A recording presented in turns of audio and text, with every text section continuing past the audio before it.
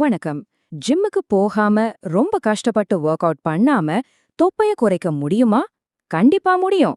எந்த ஒரு எக்ஸசைஸும் இல்லாம பெல்லி ஃபேட்டை குறைப்பதற்கான 10 நேச்சுரலான வழிகளை பத்தி தான் டீடைலா அலச போறோம். வாங்க ஸ்ட்ரெயிட்டா விஷயத்துக்கு போயிடலாம்.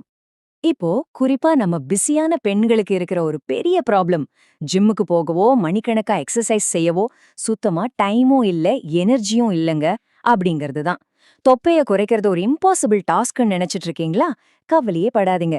இது உங்கள மாதிரி பிஸியான ஆட்களுக்கான பதிவு தான். சரி, நாம எப்படி இத பண்ண போறோம்னு பாத்தீங்கன்னா, காலையில நம்ம மெட்டபாலிசமா எப்படி ஸ்டார்ட் பண்றது, பகல்ல என்ன மாதிரி உணவுகள் எடுக்கிறது, கரெக்டா தண்ணி குடிக்கிறது மற்றும் மூச்சு பயிற்சி, அப்புறம் இரவு நேர ருட்டீன், இது எல்லாத்தையும் சேர்த்து ஒரு 4 வாரத்துல எப்படி பெரிய டிரான்ஸ்ஃபர்மேஷன் கொண்டு வரலான்னு வரிசையா பார்க்க போறோம். முதல்ல நம்ம மெட்டபாலிசத்தை தூண்டும் காலை பழக்க வழக்கங்கள், அதாவது காலையிலேயே உங்க உடம்போட கொழுப்பை எரிக்கும் என்ஜினை எப்படி தட்டி எழுப்புறதுன்னு பார்க்கலாம். நிறைய பேர் பண்ற பெரிய தப்பே இதுதாங்க. வெயிட் குறைக்கணும்னு நினைச்சு பிரேக்ஃபாஸ்ட அப்படியே ஸ்கிப் பண்ணிடுவாங்க. ஆனா உண்மையிலே காலை உணவு தான் நம்ம மெட்டபாலிசத்தை கிக் ஸ்டார்ட் பண்ணுது. நீங்க பிரேக்ஃபாஸ்ட் சாப்பிட்டலன்னா மதியம் பயங்கரமா பசிக்கும். அப்போ கண்ட்ரோல் இல்லாம அதிகமா சாப்பிடுவீங்க. அது நேரா போய் பெல்லி ஃபேட்டா தான் ஸ்டோர் ஆகும். இது ஒரு விஷயஸ் சைக்கிள் மாதிரி உங்களை மாட்டி விட்டுடும். அப்போ காலையில என்னதான் சாப்பிடுறது? பழைய சோறு, தெனை, இல்லனா சாம உப்புமா, கம்பங்கூழ், சிறுதானிய இட்லி, தோசை, ராகி அடை, குதிரவாலி பொங்கல், சுண்டல், முளைக்கட்டிய பச்சைப்பயிறு அல்லது பழத்தோட 2 வேக வச்ச முட்டை, இந்த மாதிரி நம்ம ஊரு பாரம்பரிய உணவுகளை சாப்பிடுங்க. இதெல்லாம் உங்களை ரொம்ப நேரத்துக்கு ஃபுல்லா வச்சிருக்கோம், கொழுப்பு எரிக்கவும் சூப்பரா ஹெல்ப் பண்ணும். 2வது முக்கியமான விஷயம் ஸ்மார்ட்டான பகல் நேர உணவு தேர்வுகள். வயிறு உப்புசம் இல்லாம நம்ம உடம்புக்கு எப்படி எனர்ஜி கொடுக்கறதுன்னு பாப்போம். இப்போ நான் சொல்ல போறது ரொம்ப ரொம்ப முக்கியமான ஒரு விஷயம். செக்கலாட்டிய தேங்காய் எண்ணெய், நல்லெண்ணெய், ஆலிவ் எண்ணெய் மாதிரியான நல்ல எண்ணெய்களை மட்டும் பயன்படுத்துங்க. Palm oil, soybean oil, cotton seed oil இதெல்லாம் தயவு செஞ்சு தவிர்த்துடுங்க. நீங்க என்னதான் டயட்ல இருந்தாலும் இந்த கெட்ட எண்ணெய்கள் உங்க வெயிட் குறையவே விடாது, பாத்துக்கோங்க. இன்னொரு விஷயம், சிலருக்கு வயிறு பெருசா இருக்க காரணம் கொழுப்பு மட்டும் இல்ல, உள்ள இருக்கிற கேஸ் பிரச்சனையும் தான். மைதா உணவுகள், அதிகமா உருளைக்கிழங்கு, காலிஃப்ளவர், முட்டைக்கோஸ் இதெல்லாம் அடிக்கடி சாப்பிட்டா வயிறு உப்பசமா இருக்கும்.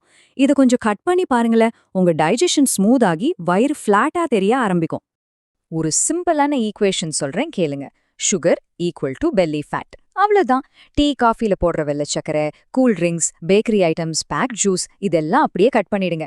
இனிப்பு வேணும்னா கொஞ்சமா கருப்பட்டி இல்லனா நாட்டு சக்கரை யூஸ் பண்ணிக்கோங்க. இந்த ஒரு சின்ன சேஞ்ச் பண்ணி பாருங்க. அடுத்த 10-15 நாள்லயே உங்க வயிறு குறையறத நீங்களே கண்கூடா பாப்பீங்க. அடுத்ததா ரொம்ப முக்கியமானது புரோட்டீன். புரோட்டீன் குறைஞ்சா பசி அதிகமாகும், தொப்பையும் கூடும். அதனால முட்டை, மீன், இறைச்சி, பால் பொருட்கள், பருப்பு வகைகள், கொண்டைக்கடலை, சோயா, நட்ஸ் இதுல ஏதாவது ஒண்ணு உங்க டெய்லி டயட்ல கண்டிப்பா இருக்கணும். இதுல எந்த காம்ப்ரமைஸும் பண்ணிக்காதீங்க. 3வது பகுதிக்கு வந்தாச்சு. கண்ணுக்கு தெரியாத மெட்டபாலிசம் பூஸ்டர்களான தண்ணீர் குடிப்பது மற்றும் மூச்சு பயிற்சி பத்தி இப்போ பார்க்கலாம். நம்மள பல பேர் பண்ற பெரிய தப்பு சரியா தண்ணி குடிக்காததுதான். கரெக்டா ஹைட்ரேட்டடா இருந்தா மெட்டபாலிசம் தாறுமாறா பூஸ்ட் ஆகும் தெரியுமா?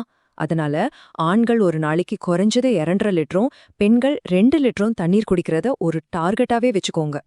தண்ணிக்கு அப்புறம் மூச்சு பயிற்சி, டெய்லி டீப் பிரீதிங் பண்ணினாலே உடம்புல ஆக்சிஜன் லெவல் அதிகரிக்கும், பிளட் சர்க்குலேஷன் இம்ப்ரூவ் ஆகும், முக்கியமா பெலி மசில்ஸ் நல்லா ஸ்ட்ராங் ஆகும். எந்த ஒரு கஷ்டமான ஒர்க் அவுட்டும் இல்லாம காலையிலயோ அல்லது தூங்க போறதுக்கு முன்னாடியோ ஒரு 5 நிமிஷம் இந்த பிரீதிங் எக்ஸசைஸை செஞ்சு பாருங்க.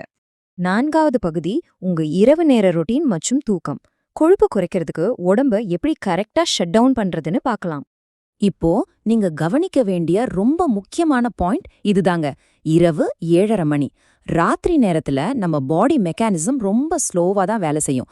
அதனால உங்க டின்னரை முடிஞ்ச வரைக்கும் 7:30 மணிக்குள்ள கண்டிப்பா முடிச்சிடுங்க. அப்போ உங்க ஈவினிங் ருட்டீன் எப்படி இருக்கணும்? ஸ்டெப் 1, சப்பாத்தி, பருப்பு அல்லது சிறுதானிய உப்புமா மாதிரி ரொம்ப லைட்டான டின்னர் சாப்பிடுங்க. ஸ்டெப் 2, சாப்பிட்ட உடனே சோஃபாவில போய் உட்காராம ஒரு 5 நிமிஷம் வீட்டுக்குள்ளேயே சும்மா நடந்து கொடுங்க. ஸ்டெப் 3, தூங்குறதுக்கு ஒரு 1/2 மணி நேரம் முன்னாடியே டிவி, மொபைல் எல்லாத்தையும் தூக்கி ஓரமா வச்சிடுங்க. ராத்திரி சாப்பிடுற சாப்பாடு நேரா போய் தொப்பையா மாறாம இருக்க இது ரொம்பவே ஹெல்ப் பண்ணும். அடுத்ததா ஒரு ஸ்ட்ரெயிட் ஃபார்வர்டான விஷயம், ஆல்கஹால். இதுல எம்டி கேலரிஸ் ரொம்ப அதிகம். பெல்லி ஃபேட் வரதுக்கு இது ஒரு நேரடி காரணம். ஃபிளாட்டான வயிறு வேணும்னா இதை சுத்தமா அவாய்ட் பண்றது தாங்க ஒரே வழி. அதே மாதிரி வெயிட் லாஸ்ல 7 to 8 மணி நேரம் நல்ல தூக்கம் ரொம்பவே அவசியம். உங்களுக்கு தூக்கம் சரியா வரலைன்னா தூங்க போறதுக்கு முன்னாடி வெதுவெதுப்பான தண்ணீர்ல ஒரு குளியல் போடுங்க. ஸ்லீப் குவாலிட்டி நேச்சுரலாவே சூப்பரா இம்ப்ரூவ் ஆகும். இப்போ உங்களுக்கு ஒரு டவுட் வரலாம், தூக்கத்துக்கும் தொப்பைக்கும் என்னங்க சம்பந்தம் அப்படின்னு. நீங்க நைட் ஃபுல்லா மொபைல் பார்த்துட்டு சரியா தூங்கலனா உடம்புல கார்டிசால் அப்படிங்கிற ஸ்ட்ரெஸ் ஹார்மோன் எகிரிடும். அது நேரா உங்க வயிற்று பகுதியில கொழுப்பு ஸ்டோர் பண்ண சொல்லி சிக்னல் கொடுக்கும். பகல் முழுக்க நீங்க கஷ்டப்பட்டதெல்லாம் அந்த ஒரு நைட் மொபைல் பார்க்குற பழக்கத்துல ஸ்பாயில் ஆயிடும். சோ ரொம்ப கேர்ஃபுல்லா இருங்க. சரி, இப்போ ஃபைனலான 5வது பகுதிக்கு வந்துட்டோம். இந்த 4 வார டிரான்ஸ்ஃபர்மேஷன், அதாவது இந்த புதிய வாழ்க்கை முறையால உங்களுக்கு என்னென்ன ரிசல்ட் கிடைக்க போகுதுன்னு பாப்போம். இதுல ரொம்பவே இன்ட்ரெஸ்டிங்கான விஷயம் என்ன தெரியுமா? ரிசல்ட் அவ்ளோ சீக்கிரம் உங்களுக்கு தெரியும். இந்த சின்ன சின்ன மாற்றங்களை நீங்க கன்சிஸ்டன்டா ஃபாலோ பண்ணினா முதல் 10-15 நாட்கள்லயே உங்க வயிற்று பகுதியில மாற்றங்களை கண்கூடா பார்க்கலாம். 3 to 4 வாரங்கள்ல ஒரு பெரிய டிஃபரன்ஸ் தெரியும். நீங்க ரொம்ப லைட்டா ஃபீல் பண்ணுவீங்க, உங்க வயிறும் ஃபிளாட்டா மாற ஆரம்பிக்கும். நம்புங்க, இது நிஜமாவே ஒர்க் ஆகும்.